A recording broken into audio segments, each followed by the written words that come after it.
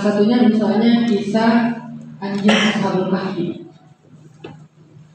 Kenapa ada kata anjing dalam Al-Quran? Karena kan anjing itu kan bukan cuma di Indonesia sih, di Arab juga kan kalimat celaan ya. Orang Arab tuh kalau mencela seseorang ngomongnya juga, kalau nggak humam, keledai, kali, anjing. Di kita juga gitu kan, anjir. Anjing, kalau di tempat saya di Bandung, anjing. Sama lagi anjing, burung, ya, contohnya. Udah ada anjing, bodoh. Itu kayak mencela, walaupun sekarang jadi bahasa akrab sih. Anjing, setan, babi, akrab semuanya. Aneh ya akrabnya dengan kata-kata itu. Ini babi, wah bro, teman gua nih, sahabat gua nih, mobil gua babi. Anjing, wah ini teman setia nih, mobil gua anjing. Tapi kan secara kultural, secara umum, anjing itu kalimat celaan loh. Pertanyaannya kenapa ada kata anjing dalam Al-Quran? Dan bukan sekali, 4 kali. وَكَلْبُهُمْ بَاسِطٌ ذِرَاعَيْهِ بِالْوَصِيدِ sekali. سَيَقُولُونَ ثَلَاثَةٌ رَابِعُهُمْ كَلْبُهُمْ وَيَقُولُونَ خَمْسَةٌ سَادِسُهُمْ كَلْبُهُمْ رَجْمًا بِالْغَيْبِ وَيَقُولُونَ سَبْعَةٌ وَثَامِنُهُمْ كَلْبُهُمْ كَلْ 4 kali disebutkan kata anjing dalam Al-Quran. Kenapa nggak diganti aja diksinya Chihuahua mungkin? Kan lebih lucu gitu kan? Atau diganti dengan peliharaan mereka, pet mereka, atau hewan mereka. Kenapa kok kal? Allah pengen nunjukin kepada kita, walaupun dia hanya seekor anjing, tapi dia berharga di sisi Allah. Maka Allah nggak mau ganti diksinya, nggak akan diperlembut kata-katanya, tetap dengan apa adanya. Dia kali, dia anjing. Tapi walaupun dia anjing, dimention sama Allah. Kitanya nggak dimention dalam Al-Quran loh. Mana ada ayat hanan dalam Al-Quran? Kecuali memang sifat tadi Yahya wa hananan min ladunna wa zakatan wa kana taqiyya. Tapi saya bukan taqiyya, jadi tadi kayaknya salah baca, bukan taqi, taqi. Karena saya belum jadi orang yang bertakwa. At-taqi itu bahasa Jepang, artinya ayat mungkin yang tinggi. Jadi hanan at-taqi pakai K, bukan pakai Q. Kalau pakai Q saya malu, nggak boleh ngaku-ngaku kalau bertakwa. Jadi kenapa Allah mention kata kal? Ternyata rahasianya cuma satu. Kenapa dia di-mention? Karena dia punya peran dalam dakwah. Kalau dia tidak punya peran dalam dakwah, maka anjing ini tidak akan disebut dan dihargai dalam Al-Quran. Tapi karena dia punya peran dalam dakwah, dimention sampai 4 kali sama Allah. 3 kali yang terakhir itu kesannya kayak gini. Ada yang bilang jumlah mereka bertiga, jangan lupa ya yang keempat anjingnya. Ada yang bilang jumlah mereka 5, jangan lupa ya yang ke-6 anjingnya. Ada yang bilang jumlah mereka 7, jangan lupa ya yang ke-8 anjingnya. Allah nggak pengen kita lupain si anjing itu. Selalu diulang lagi, diingetin lagi kepada kita bahwa ada anjingnya. Apa perannya? Ternyata dia punya peran dalam dakwah. Nah, sekarang kita gali, apa peran anjing ini dalam dakwah? Ternyata peran anjing ini dalam dakwah cuma basitun dira'aihi bil wasit, cuma duduk di mulut gua sambil menjulurkan kedua lengannya.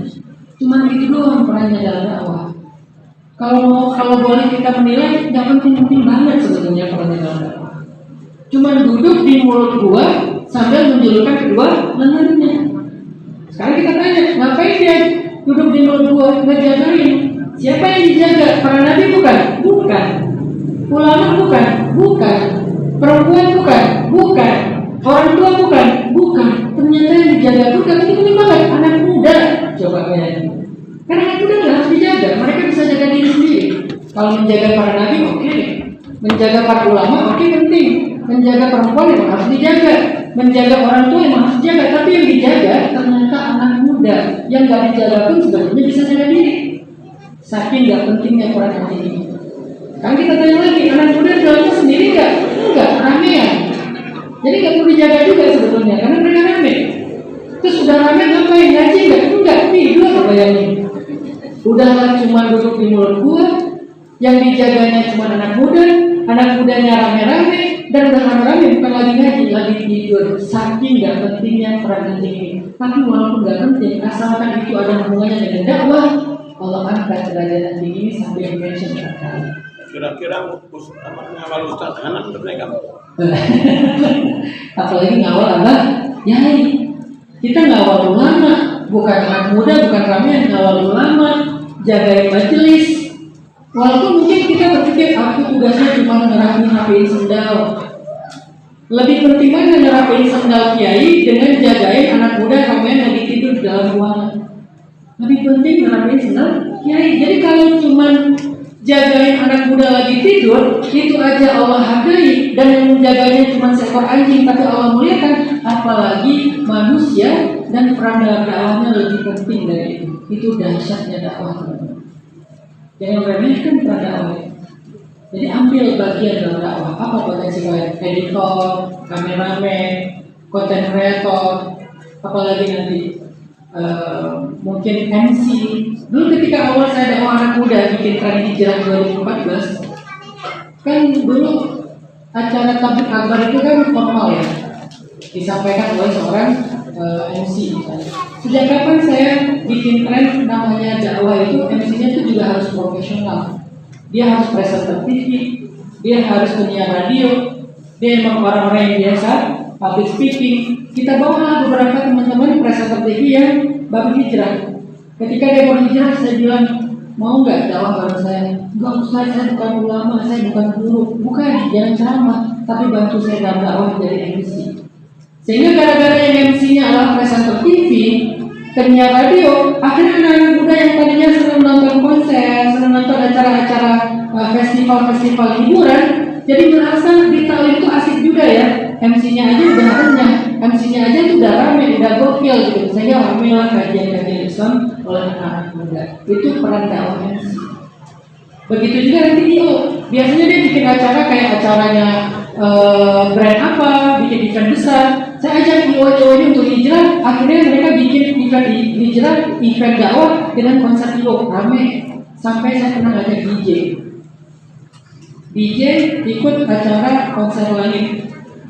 Kenapa istilahnya konser langit? Karena Inna Qur'an al-Fajri kana mashhuda. Sesungguhnya bacaan Al-Quran di waktu pagi itu disaksikan. Disaksikan itu kan bahasa santainya ditonton kan. Ternyata ada yang lebih dahsyat daripada konser-konser yang ada di bumi yang orang banyak nonton. Apa itu? Soal itu yang menyaksikan Allah dan para malaikat. Itu lebih keren daripada konser siapapun. Karena yang menyaksikan di langit. Sehingga kalimat itu saya plesetkan jadi konser langit. Ada sholat berjamaahnya, ada tausiahnya. Bukankah majelis zikir itu disaksikan malaikat juga? Sehingga malaikat menaungi mereka, mendoakan mereka, bersolawat untuk mereka. Itu lebih dahsyat daripada konser bumi. Mulai kita bikin konser langit. Yang isinya DJ. Ngapain DJ? Saya kasih tugas DJ hanya untuk mimpin lagu Indonesia Raya. Tapi Indonesia Raya nggak akan bikin gitu-gitu ya. Cuma musik Indonesia Raya doang. Akhirnya kita nyanyi Indonesia Raya bareng. Waktu itu sayangnya saya belum hafal yang Wator. Nah kalau sekarang saya ajak mereka jadi dua, yang ada Indonesia Raya sama yang Wator. Pakai DJ. DJ-nya mimpin acara musik pertama pembukaan setelah tilawah. Ternyata takdir Allah ketika kita sholat isya berjamaah, DJ-nya nangis. Dia bilang, Ustaz, ajak saya lagi kalau ada acara kayak gini. Kenapa? Udah lebih dari 10 tahun saya nggak pernah sholat. Ini kali pertama saya sholat setelah lebih dari 10 tahun. Itu juga nggak niat tadi sholatnya, nggak wudhu. Kenapa nggak wudhu? Nggak niat Ustaz. Oh, saya kan nggak mungkin pakai video dong. Kalau nggak niat berarti sholat kamu nggak sah kan itu lagi doang. Ya nggak apa-apa. Nanti lain kali niat. Lain kali wudhu ya gitu. Cuma waktu itu dia kayak nggak niat mau sholat, tiba-tiba berdiri aja. Kenapa? Gara-gara saya baca surat Al-Qiyamah. La uqsimu biyaumil qiyamah. Cuma kata kiamat yang dia tahu, yang lain dia nggak ngerti. Kiamat nih. Langsung itu sholat pertama after more than 10 years, lebih dari 10 tahun dia. Nangis lagi dalam sholat itu. Kan nanti ada ayat kallabal rona ala qulubihim kallabal tuhibbul ajilah kallabal yatadarawna al-akhirah. Panjang. Nanti ada ayat yang kedua betisnya bertaut, lalu mereka Waltafatisa kubisa ila rabbika yawma idzin masa. Dan seterusnya itu saya pakai irama tinggi, nangis dia di dalam sholat. Akhirnya dia setiap kali kita ada konser langit, kita ke Palu, kita ke Kalimantan, bareng teman-teman gereja juga jadi panitia, dia malah yang memimpin lagu Indonesia Raya. Habis itu dia ikut sholat, hijrah DJ. Masih DJ Ustaz, waktu itu masih sih. Saya nggak mau langsung ngomongin tentang profesi dia, yang penting dia mau sholat. Jadi dakwah itu bukan cuma ceramah teman-teman. Apapun peran kita itu asal bisa menginspirasi orang kepada Allah, hijrah, belajar agama, sholat, itu bagian dari dakwah. Kalau kita bisa punya misi itu dalam hidup, maka insya Allah hidup kita akan direncanakan sama Allah. Saya nggak pernah merencanakan punya akun 10 juta followers, nggak pernah. Saya nggak pernah ngajak teman-teman yang kayak udah gede gitu dapat exposure mereka, ya kita collab bareng biar akun saya gede. Enggak, saya orangnya nggak suka main sosmed aslinya, apalagi sering viral yang males kan ya. Saya melihat kok setiap 6 bulan sekali saya viral, 6 bulan sekali ada aja yang viral. Sampai saya hitung udah 5 bulan belum viral nih, saya harus siap-siap apalagi viral nih kayaknya. Ada aja, per 6 bulan 1 semester viral, ada aja kontennya. Artinya saya nggak nyaman sebetulnya di sosmed, saya nggak suka main sosmed, saya lebih suka dengan kehidupan yang privacy, nggak mau muncul ke ruang publik. Tapi karena tuntutan peran dakwah, akhirnya Allah kasih amanah, sosmednya tumbuh. Dalam hitungan setahun, saya bikin akun, tiba-tiba udah 3 juta followers. Nggak pernah saya collab sama artis. Artis datang setelah saya punya followers di atas 3 juta, dan itu mereka minta collab, saya nggak mau. Saya diundang TV, semua channel TV mengundang. Saya belum pernah masuk TV sampai sekarang. Kenapa? Karena saya nggak suka masuk TV. Saya paling nggak suka masuk TV, nggak suka collab sama artis karena mereka udah exposure-nya gede. Saya sebetulnya pengen sembunyi, tapi Allah ditampakkan lagi. Jadi akun 10,2 juta followers itu bukan dengan strategi algoritma. Itu muncul karena Allah yang merencanakan. Saya nggak pernah mengatakan harus 10 juta followers. Naik turunnya akun itu, ya biarin aja Allah yang rencanain. Tiba-tiba gede, berarti ada amanah yang besar. Kalau dia berkurang, berarti amanahnya berkurang. Jadi bukan saya yang merencanakan, teman-teman. Allah yang merencanakan. Jadi kalau kalian pengen hidup kalian direncanakan sama Allah, coba ambil peran dalam dakwah seperti anjing yang sambal kaki. Atau semutnya Sulaiman di surat semut. Kenapa surat itu dinamakan surat semut? Hanya gara-gara satu peran dakwah kecil dari semut. Ketika Nabi Sulaiman dengan pasukannya mau berdakwah ke satu negeri, salah satu semut itu bilang ke kawanannya, ayo minggir kasih jalan buat Sulaiman, biar dia tidak menginjak kalian. Cuma itu doang peran semut, tetapi Allah muliakan dimension dinamai dengan nama sunat. Padahal semut perannya cuma suruh minggir semut yang lain. Mereka nggak minggir pun sebetulnya nggak ganggu Nabi Sulaiman kan? Tapi walaupun mereka nggak berarti, asal punya peran, Allah hargai kalau itu dakwah. Tapi kalau dia besar, malah menghalangi dakwah, Allah hancurkan. Semut kecil, Allah muliakan. Gajah besar, Allah hinakan. Muncullah surat gajah. Kenapa surat itu muncul? Karena gajahnya menghalangi dakwah. Gajahnya pengen menghancurin Ka'bah. Akhirnya Allah hancurkan mereka dengan surat gajah. Di situ kita belajar, oh ternyata nggak penting saya besar apa kecil, peran saya penting apa enggak. Yang penting saya mau fokus mengambil bagian dalam dakwah dengan skill saya, dengan kapasitas saya. Insya Allah nanti hidup saya akan direncanakan Allah seperti Allah merencanakan Musa. Dan itu kadang-kadang nggak ketebak. Saya punya teman ya, dia ngambek di masjid, salah satu masjid di Jogja. Sambil kuliah di UGM, dia tinggal di masjid, bersih-bersih masjid. Ternyata karena dia di masjid, akhirnya dia bikin satu komunitas, yaitu komunitas taklim anak-anak mahasiswa. Begitu dia udah punya taklim mahasiswa, tiba-tiba salah satu di antara peserta taklim itu ada perempuan cantik, well educated, pintar, tertarik sama dia. Singkat cerita mereka menikah. Baru 2 tahun menikah, Allah kasih mereka rezeki yang luar biasa. Sekarang dia punya rumah, usianya masih 28 kali. Punya rumah di Jogja itu kayaknya udah 5 kali dia. yang harganya paling murah 3 miliar.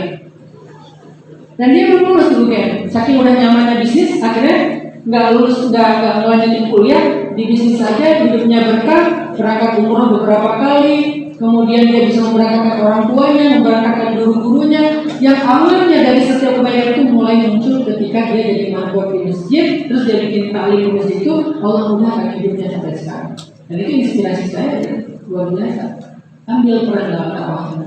Tapi jangan memaksakan diri untuk menjadi penceramah. Jadi penceramah itu amanahnya gede banget.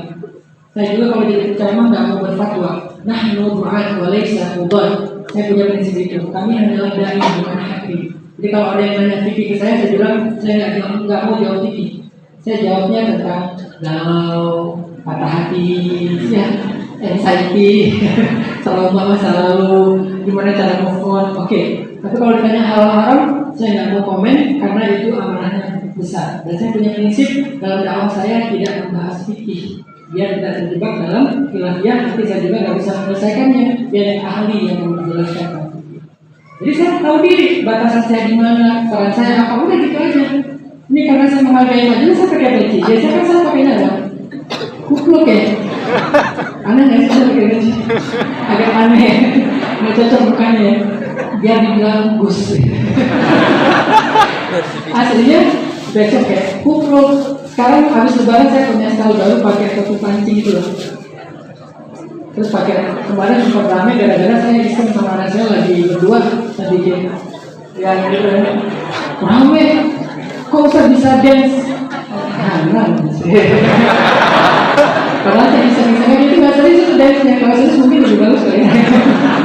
Artinya itu batasan saya, itu segmen dakwah saya dakwahnya jangan muda aja, nggak akan saya kegoda untuk dakwah yang pura-pura berilmu, karena itu nggak berilmu, biasa banget, ilmunya pas-pasan, jadi saya tahu diri. Tapi saya percaya walaupun bagian saya itu ringan, bagian saya itu nggak terlalu penting, kalau niatnya karena Allah akan menghargai seperti Allah menghargai anjingnya. Yang terakhir, mungkin 2 episode aja dari kehidupan saya. Kalau kalian meneliti lagi surah Al-Qasas, episode kedua itu dimulai dari ayat ketika Nabi Musa masuk ke dalam kota, yaitu ayat 15. Itu episode remajanya Nabi Musa. Tiba-tiba Nabi Musa di tengah kota Memphis itu nama gunungnya Kairo, melihat ada laki-laki 2 orang berantem, satu Bani Israel, satu Egyptian, orang Kipti. Sama Nabi Musa yang Bani Israel dibela, yang Egyptiannya didorong. Kamu jangan gitu, mati. Cuma didorong aja mati. Itu belum tahu itu. Kebayang nggak kalau tahu sama Nabi Musa? Itu cuma dorong, kamu jangan gitu, mati coba. Dan Musa juga heran, loh kok mati ya? Ya Allah, itu kalau jangan saya ini setan nih. Akhirnya singkat cerita Nabi Musa jadi buron, mau dihukum sama tentara Firaun, lagi-lagi jadi buron. Disuruhlah pergi keluar dari Memphis.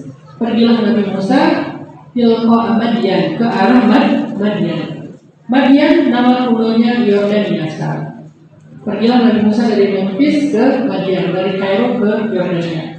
Di Yordania Nabi Musa disiapkan oleh Allah untuk episode ketiga. Apa episode ketiga itu? Puncaknya kehidupan Nabi Musa, dakwah besar, dakwah untuk membebaskan Bani Israel dari perbudakan dan menyadarkan Firaun.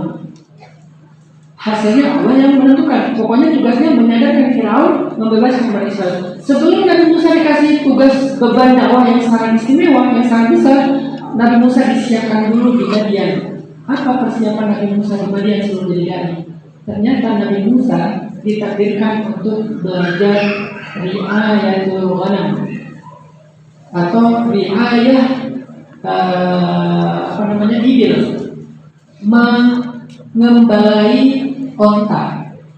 Kalau bahasa keren sekarang grooming, belajar ilmu grooming. Dan kata Nabi, tidaklah seorang nabi yang diutus oleh Allah muka bumi kecuali pernah menggembala. Nah, apa pelajarannya buat kita sekarang dari episode kedua kisah Nabi Musa sampai beliau menikah, 8 tahun beliau menggembala, ditambah 2 tahun jadi 10 tahun. Setelah itu beliau baru pulang ke Mesir dan dikasih misi besar. 10 tahun Nabi Musa kuliah sekolah yang disebut dengan sekolah grooming. Cuma materinya grooming aja, menggembala aja. Yang lain nanti muncul dengan sendirinya sesuai dengan kebutuhan. Apa pelajarannya buat kita? ternyata inti dari booming itu adalah tentang organisasi, tanzim. Saya sedih ya melihat banyak santri di kita, ini insight aja ya, bukan kritik ya, lebih ke insight. Santri kita atau aktivis-aktivis dakwah kita nggak terlalu bergairah belajar tentang ilmu organisasi. Padahal ilmu organisasi itu penting sekali dalam dakwah. Jangan berpikir dakwah itu cuma belajar baca kitab atau Quran, hadis, tafsir, fikih. Itu substansinya dakwah. Tapi bagaimana mendeliver substansi itu? Ada medianya, ada skillnya. How to deliver semua yang sudah kita baca di dalam pondok pesantren. Caranya adalah belajar ilmu organisasi. Karena dakwah kalau kalian hanya kerja sendiri nggak akan besar. Kalau kalian pengen dakwahnya besar, dampaknya besar, kalian harus bekerja secara berjamaah. Dan itu organisasi, mengorganize people, disebut dengan social engineer, insinyur sosial. Yang dia mengajak masyarakat untuk dari zulumat ila nur, belajar organisasi. Nabi Muhammad dididik organisasi oleh Allah dengan riayah, dengan menggembala sejak beliau masih kecil. Sehingga usia 14 tahun Nabi Muhammad sudah menjadi seorang leadernya Mekah. Apa bukti bahwa Nabi jadi leader di usia 14 tahun? Kalau kalian baca sirah Nabi sebelum dapat wahyu, itu ada satu peristiwa namanya Hilful Fudul.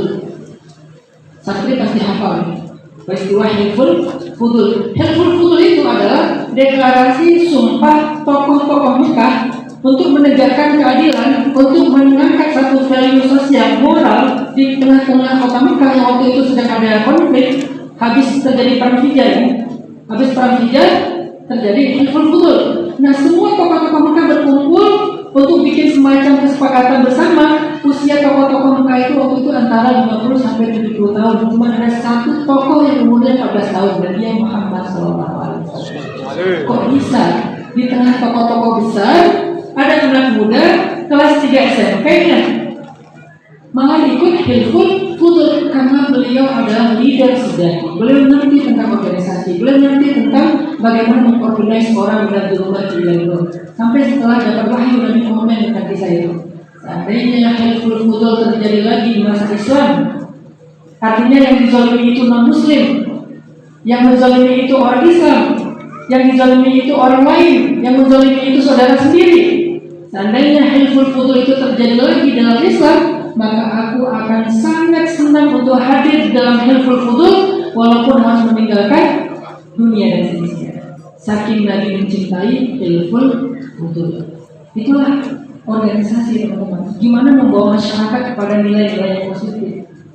Gimana menjadi change maker, menjadi agen perubahan, menjadi tokoh perubahan, tajdid kalau dalam bahasa Islam. Gimana menjadi mujaddid, menjadi tokoh baru, harus menjadi organisasi. Sehingga saya merenungkan gini ya, ketika tokoh-tokoh Islam membebaskan satu negeri dengan perang, dengan jihad, jangan membaca kisah jihad itu hanya tentang senjata bunuh-membunuh, bukan.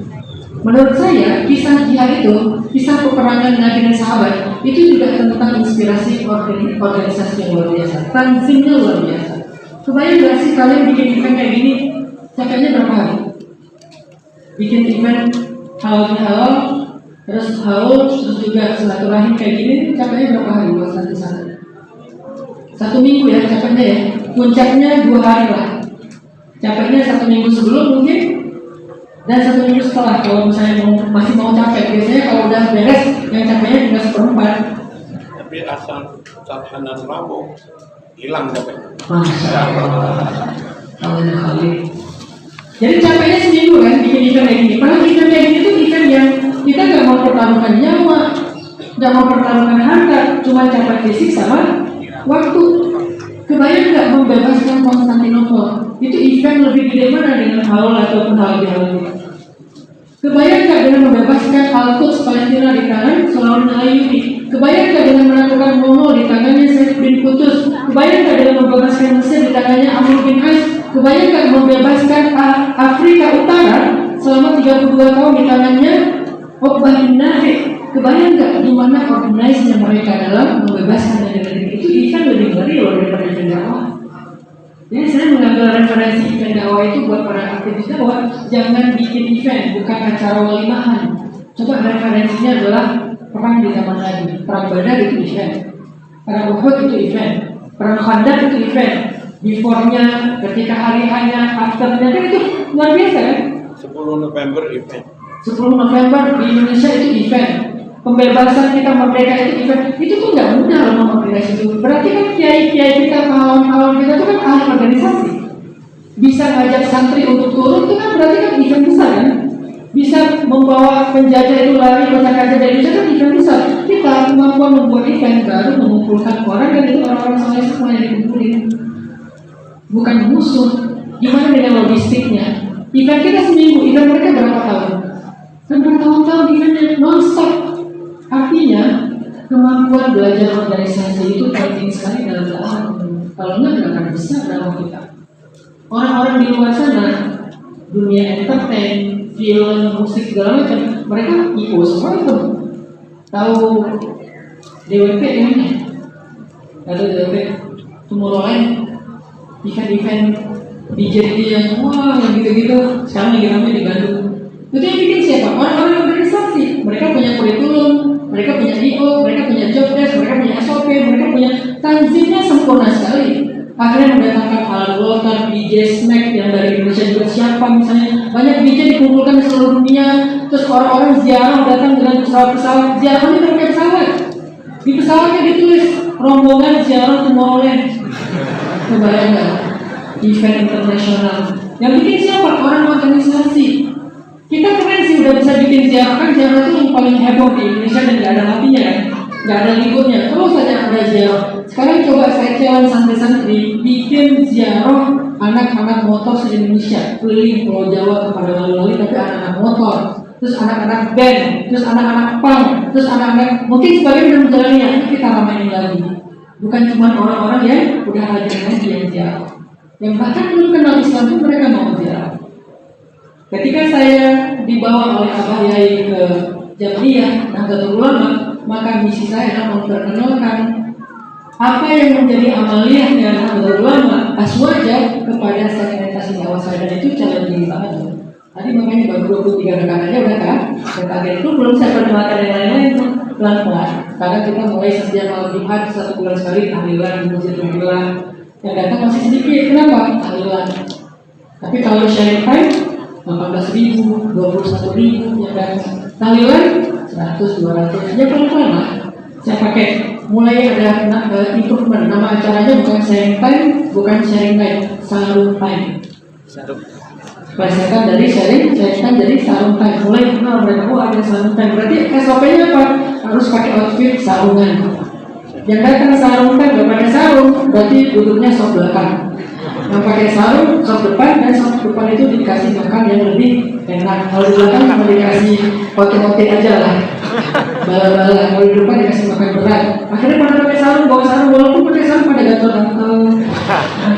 Tapi itulah challenge-nya, saya memperkenalkan amaliyah kita kepada segmen saya. Itu namanya organize, programming, bikin ini, bikin itu.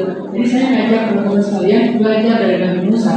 10 tahun beliau dididik tentang organisasi, tanzim dengan riayatul ibil, baru kemudian Allah bilang, idhab ila fir'aun innahu tagha. Baru kemudian beliau berdoa, waj'al li waziran. Itu kan doanya orang organisasi. Waj'al li waziran min ahli Harun akhi ushdud bihi azri wa ashrikhu fi amri kay nusabbihaka katsiran wa nadhkuraka katsiran innaka kunta bina basira. Jangan kelewatan. Ya. Adegan datang sampai ke tempat ketemu dua perawan tadi, Ini lalu pura-pura khusus kajian jomblo ya. Gimana cara nembak cewek itu judulnya? pura-pura minta Musa tolongin dia. Mengangkat buku lain. Itu judulnya adalah gimana trik nembak cewek ala Nabi Musa. Jadi bukan caper, bukan nyasar, bukan apa, bukan yang aneh-aneh, justru dengan cara yang elegan. Jadi teman-teman yang dirahmati Allah, yuk kita ambil dua inspirasi dari dua episode kehidupan Nabi Musa. Yang pertama, apalagi para santri, azamkan dalam diri kalian untuk mengambil peran dalam dakwah, supaya Allah akan mengurus hidup kalian, mengatur, merencanakan hidup kalian dengan cara yang sempurna. Kalian akan kaget dan takjub dengan rencana-rencana Allah di masa depan kalian. Yang kedua, selain belajar kitab, selain belajar ilmu syariat, selain belajar Al-Quran dan hadis, cobalah kalian belajar ilmu organisasi. Dan membuat event kayak gini adalah hati organisasi. Jadi membuat event kayak gini itu bukan sekedar khidmat, bukan sekedar voluntary, tapi lagi belajar, lagi ditarbiyah tentang kemampuan berorganisasi. Nanti dinilai siapa yang jadi ketua, siapa yang jadi koordinator divisi, segala macam. Itu pengalaman itu kalian bawa seumur hidup kalian, termasuk mengorganisasikan keluarga kecil kalian. Itu kan organisasi yang paling kecil di rumah kita. Semua itu adalah skillnya para anbiya, skillnya Nabi Musa alaihissalam. Semoga ini menjadi inspirasi buat anak muda di Malang, khususnya santri-santri Sabilul Rasyad Gasek ya. Gasek ya.